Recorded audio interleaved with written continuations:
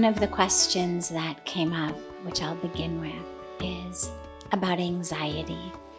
The question said, I feel anxiety in many situations.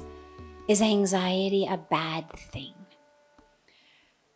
First of all, what's most important to remember is nothing that we experience is bad. The only bad thing is thinking that what we feel is bad. Because then what we do is we end up separating ourselves from ourselves. We all want to be good. We want to be good people. We want to act in good ways, think in good ways. And so the minute that we label something inside of us as bad, we've cut ourselves off from it. And the whole point of a spiritual practice is integration, union, oneness. When we talk about yoga, yoga is oneness, union. So nothing is bad. Certain things we feel elevate us, help us get in touch with the truth of who we are, the divinity of ourselves, the divinity of the universe. They take us into the realm in which everyone is one. Some things we feel bring us down.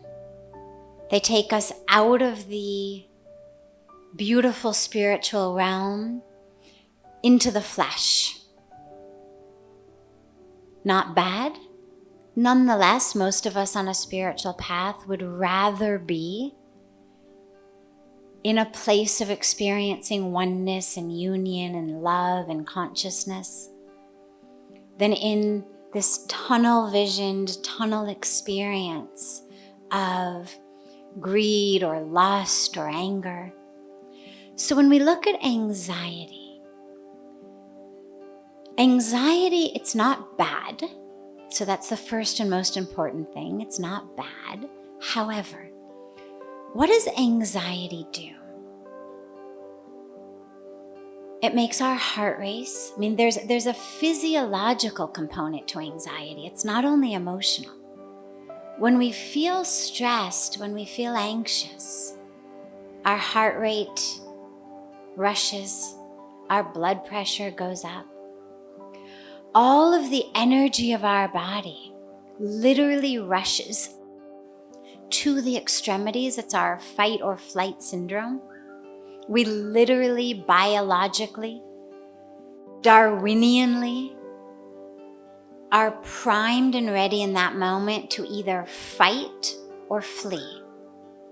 That's the fight or flight nervous system response. And it's very, very useful.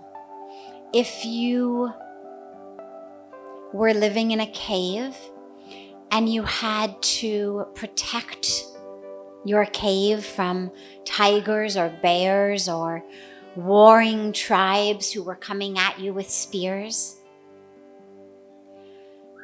But it's not very helpful in the world we live in.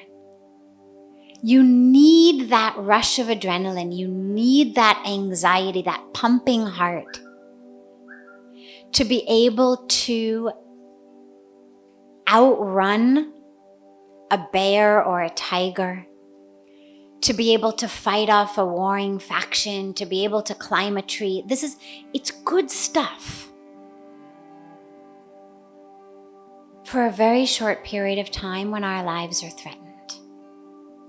But the places that most of us feel anxiety today is everywhere and every day. Social situations, parties, friends, work, public speaking, presenting ourselves, going on a date. I mean, it's like everything that happens in our life brings up anxiety. So life has become a life or death, fight or flight situation. And that's where it becomes troublesome.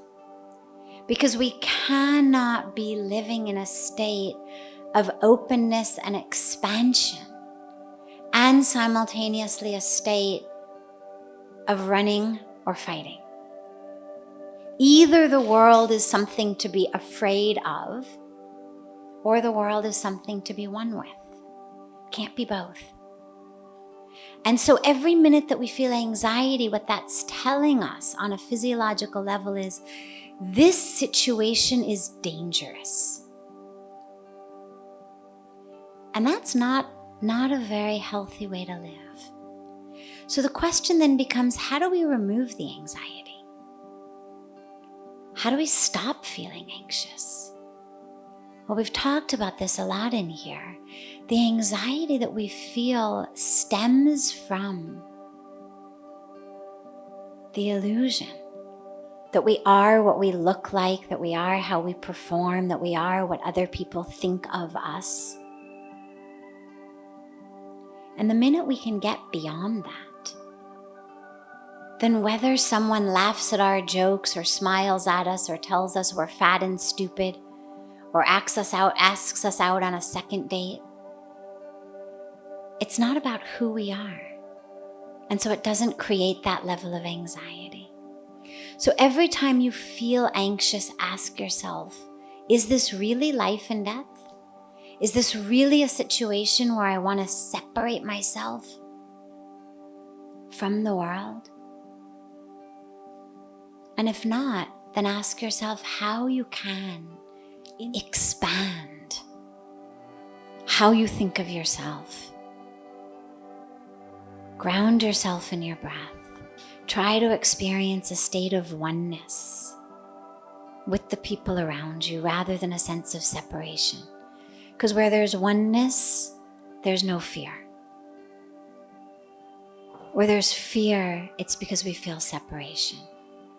So anxiety is not bad, but it takes us from the truth of who we are. And on a spiritual path, we want to go closer to the truth of who we are.